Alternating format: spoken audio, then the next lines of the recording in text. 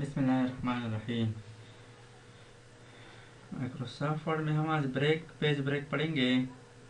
तो फर्स्ट के हमारे पास एक डॉक्यूमेंट है और इस डॉक्यूमेंट में हम कुछ टाइप करके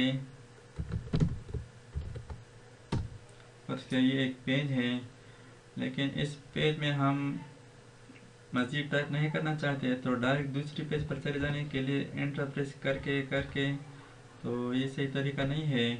लेकिन हम डायरेक्ट इसके लिए शॉर्टकट भी इस्तेमाल कर सकते हैं और यहाँ से भी हम कर सकते हैं। तो पेज लेआउट पर क्लिक करें, पेज लेआउट टैब से यहाँ पर ब्रेक्स,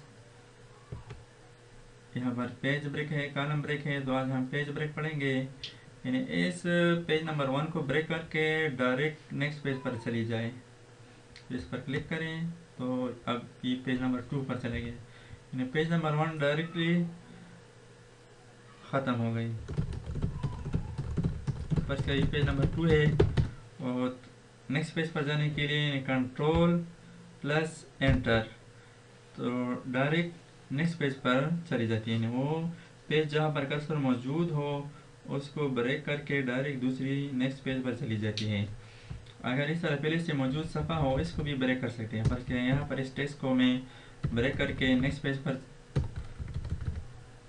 चाहते हैं जहाँ पर कर्सर मौजूद है, यहाँ कंट्रोल प्लस एंटर तो ये टेक्स्ट नेक्स्ट पेज पर चली जाती है।